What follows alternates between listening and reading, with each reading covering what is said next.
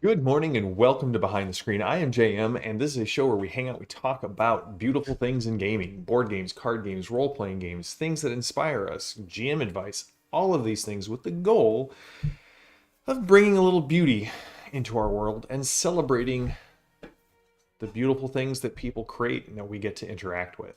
And today we've got a horror double feature, a tale of two cities, if you will.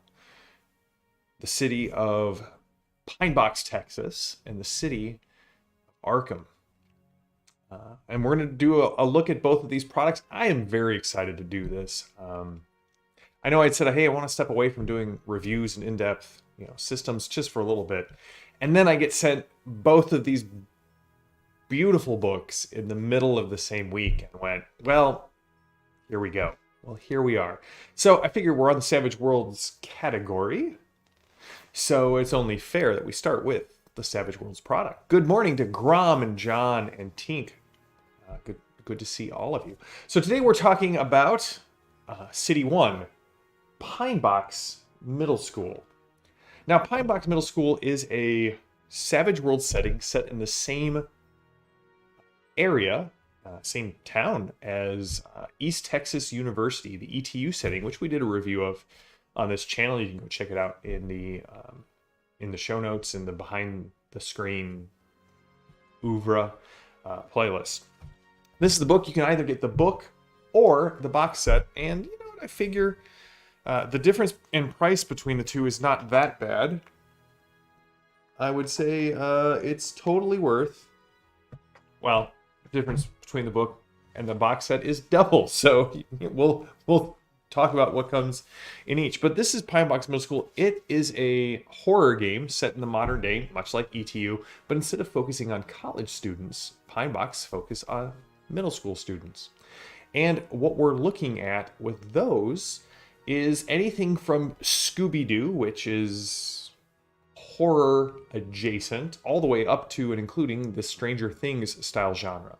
So Stranger Things, that sort of preteen, early teens fighting against supernatural forces. And I have to say, I was not entirely sold on this book when I heard about it. I was one of those people, I hate to admit, that when I had the choice of backing the double feature of the horror companion and Pinebox Middle School, I only backed the horror companion. But after talking with Ed and Preston, and after talking with Tracy and Scott, and after being strong-armed by Molly into getting this, I am very glad that I did. So this book is written and developed by Scott Woodard, who we had on Savage Universe last week, Preston and Ed, with additional material by Tracy, Jameson, and Shane himself.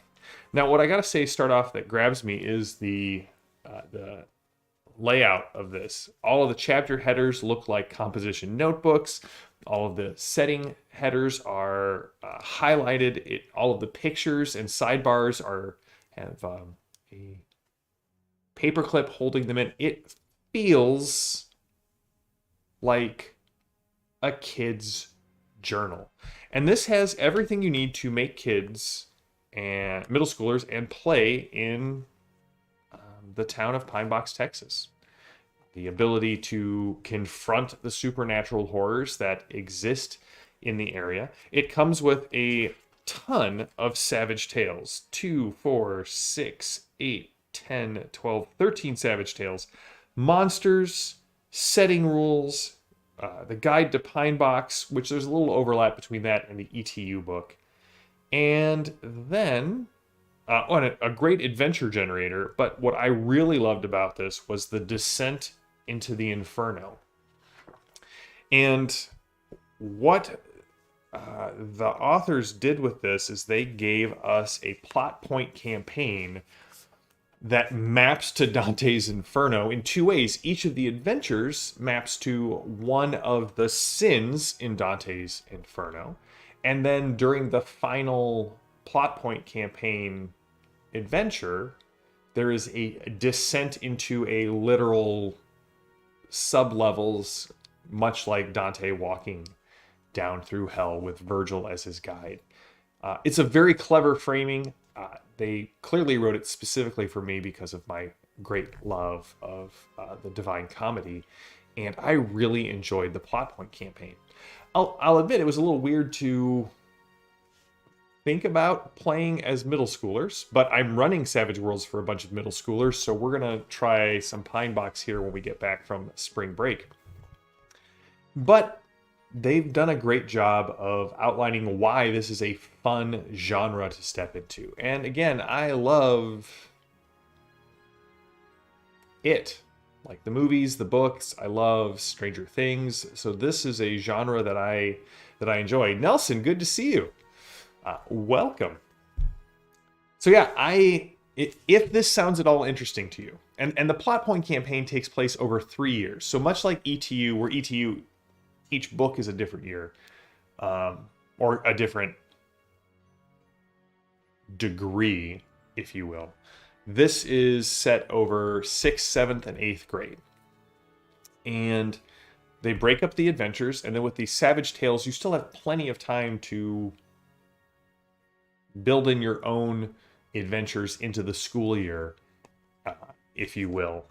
And so if you're at all interested in running a game like Stranger Things, if you're at all interested in, again, It, which is just a fantastic novel, and movies, just they do Stephen King does a great job of juxtaposing the near and the far, which we'll talk about next week, actually, in storytelling. The fact that we get familiar with Derry through the eyes of the kids, and then we really jump into the horror. Yeah, Tink, I'm with you. I really want to try and run this for the kids at my son's middle school. So the book is $40. There's a link in the show notes to it. But let's also talk about what else comes in here, because if you spring for the gorgeous box set, what else do you get in it? Well, you get a set of dice. You get the, I don't know if this is going to show up well on the screen, but you get the Wild Die that is a PlayStation controller. Looks fantastic. You get the map of Pinebox, but also this gorgeous map of the middle school, which I did not realize that I wanted in this. Yes, John, the kids on bike genre is fantastic. And as Grom and John pointed out, it's chock full of things that make playing at the table wonderful.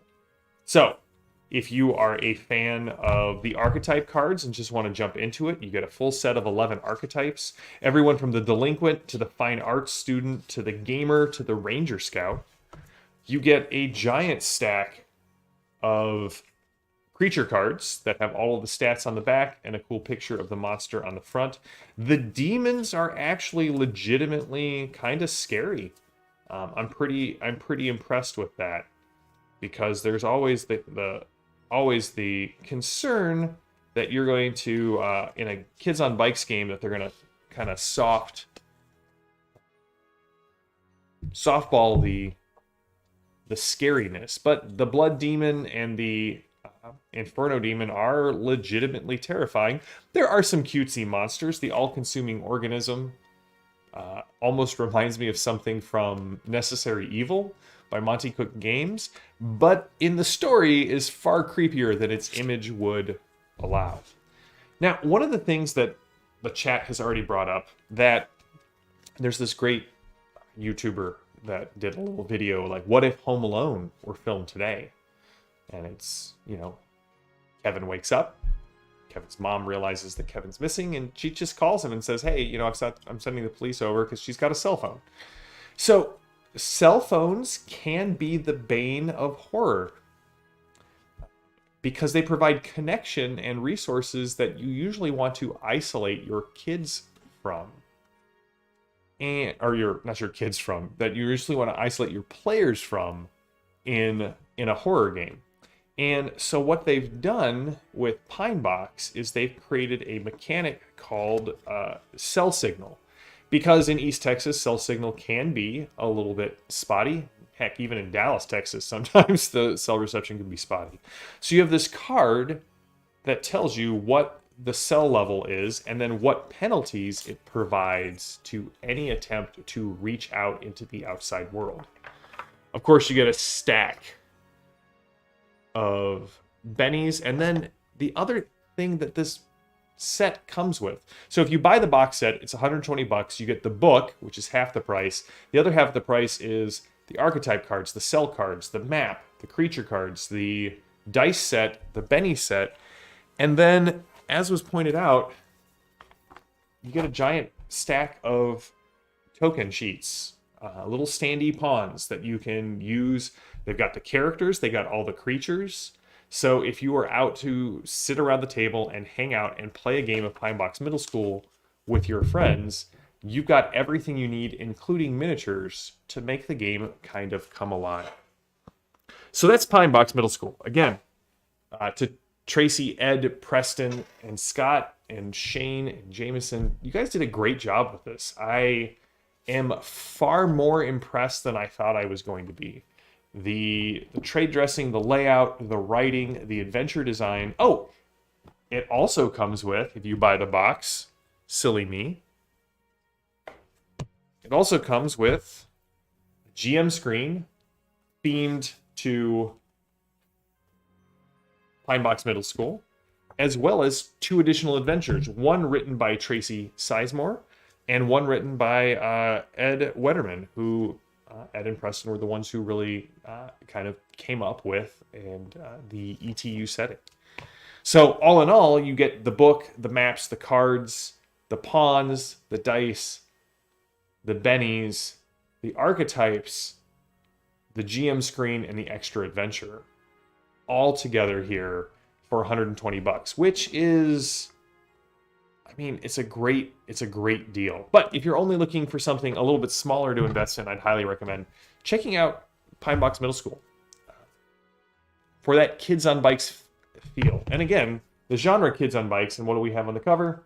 We have kids on bikes. I also love the little shadowy tentacles up here, very reminiscent of the Upside Down in Stranger Things. So that's the first of the 2 books we're looking at. And again, I felt like these 2 books, they both came in the same week, and they both paired up very nicely because they were both books about cities. The second book is Arkham for Call of Cthulhu. And this book, I would say this book is a must-have for any 1920s Call of Cthulhu Keeper of Secrets. And I don't say that lightly. Like, my must-have for games, I try to say, like, just what you need to have. And for Call of Cthulhu, really, it's the Keeper's Guide, the Investigator's Guide, and then maybe the campaign if you're running it, like Masks of Nyarlathotep, or Horror on the Orient Express.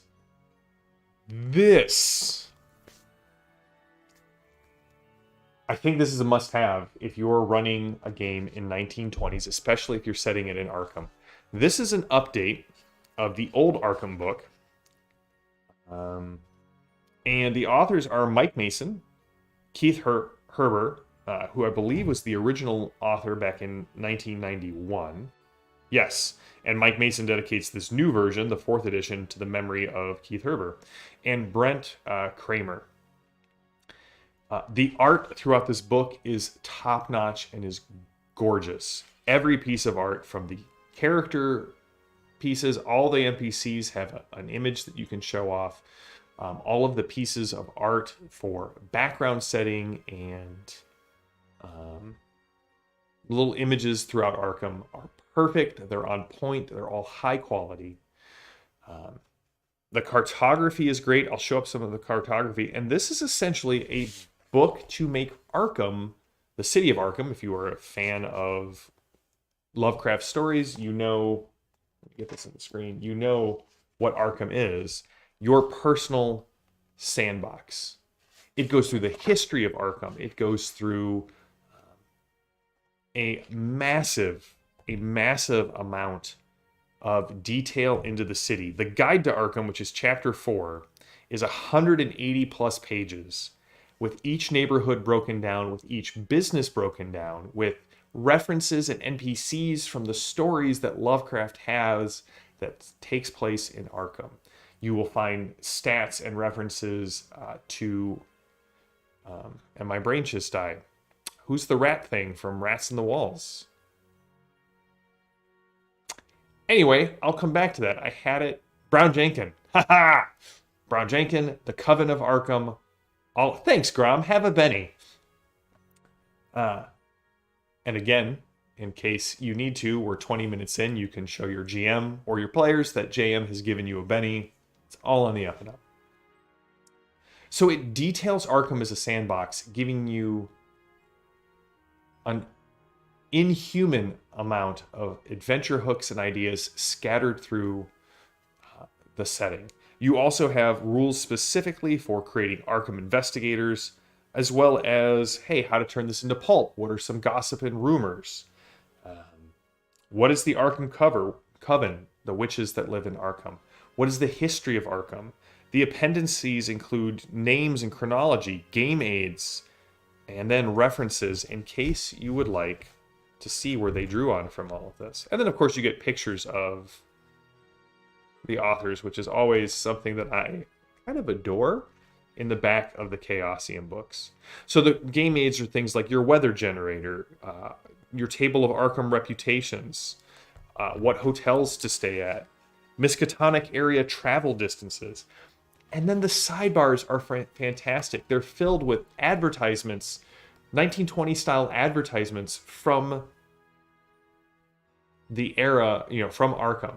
They're filled with, hey, here are the top movies that would be showing in Arkham by year in the 20s. The level of detail on this book, yes, Tink, is insane. And that's not all. Not only do you get for another book for $60, not only do you get a 270-ish page book, very well indexed, very well cross-referenced, including an Arkham era specialized character sheet in the back. But Chaosium has extra things in here. This is not going to show up well on the maps, and I apologize for that. But you get a map of Massachusetts in 1922. You get this map of the town of Arkham for the players to look at, and you can't see it, but all of this small text along the side is an index key that helps you cross-reference where to find these places on the map. It's got some advertisements here at the bottom. There's a keeper's version of the map, as well as on the back side of that is a Arkham County. And then they partnered with the H.P. Lovecraft Historical Society, which, if I have not sung their praises, go check out the H.P. Lovecraft Historical Society. Their Masks of Nyarlathotep radio drama is spectacular. Their Call of Cthulhu silent movie is wonderful. Their Whisper in the Darkness, like 1930s era talkie, is fantastic. Their audiobooks are great. If you're running a horror game, especially if it's Call of Cthulhu, you can get props for your game of Carl Kiesler quality or better. Yeah, go check out the H.P. Lovecraft Historical Society. Totally worthwhile. And they produced an actual Arkham Advertiser, a 4-page newspaper printed on what feels like news pulp print, and it is filled with advertisements. It is filled with what's playing at the antenna, the sports chatter for 1922. Let's see here, sports chatter. Boston, September 13th, 1922. If St. Louis Browns win the American League pennant and the Giants in the National League race, this year's World Series will probably be played only in 2 sections. They've got the standings for all of the baseball teams in here. They've got Miskatonic University co-ed ladies shooting club setting their sights. Nominees for president. The vote of the Massachusetts complete for the senators, the governors. So this little piece of information that you can drop into your players while they're playing in your Call of Cthulhu game and show off an Arkham Advertiser newspaper. This book is fantastic. When I run Call of Cthulhu, setting it in Arkham is now kind of a no-brainer. I love sandboxes that allow the GM to say, hey, here's the information of the city. Go run with it and do it what you want. In fact, they pulled it back the timeline a little bit to 1922 to give more freedom to the GM to say, hey, here's where the stories are set, kind of go forward and use it as you will. Great job from Chaosium. Their products each product that they put out, both for Cthulhu and RuneQuest, is better than the product that came from before. They learn what works and then apply it and innovate each book forward. And I am really impressed with their stuff. Call of Cthulhu is still the basic fantasy, or no, not basic fantasy, basic BRP system, basic roleplay system. So yes, it is still D100 roll underjohn. It's still difficulty is half and fifth of your skills. So if you have a hard, what is it? What is the difficulty chart?